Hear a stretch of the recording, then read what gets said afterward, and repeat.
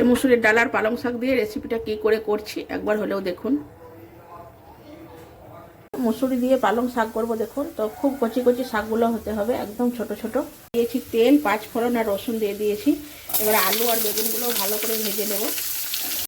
আলু, বেগুন আর মূলো এগুলো সব ভাজা হয়ে যাওয়ার পরে আমি এখানে মুসুরিটাও ধুয়ে দিয়ে দিচ্ছি, এটাও ভালো করে ভেজে নেব। এখানে একটা মশলা দিচ্ছি, নুন, হলুদ, সামান্য চিনি, একটু আদা রসুনের পেস্ট, লঙ্কা, সব কিছু একসঙ্গে বাটা আছে। এইটা দিয়ে দেবো এবার ভাজাটার উপরে।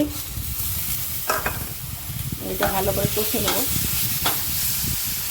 তো মশলাটা কষা হয়ে গেছে, আমি এবার শাকগুলো দিয়ে দেবো। শাকগুলো নেড়ে চেড়ে নরম করে নেব। শাকটা দেখুন একদম নরম হয়ে গেছে। আমি এবার জল দিয়ে দেবো ডালটা সেদ্ধ হবার মতো, তারপরে একটু ঢাকা দিয়ে দেবো। তো দেখুন আমার সুন্দরভাবে একদম ডালটা হয়ে গেছে। এরকম ডালের সঙ্গে ভাত খেতে খুব সুন্দর লাগে। যে কোনো একটা ভাজা হলেই ভাতটা খেতে খুব ভালো লাগবে, আর কিছুই লাগবে না। তাতে ডিম হোক, মাছ হোক, আলু ভাজা হোক, পাঁপড় ভাজা হোক, যে খুশি দিয়ে খেতে পারবেন। তো খুব সুন্দর হয় ডালটা, করে একবার খেয়ে দেখবেন ঘরে, খুব ভালো লাগে।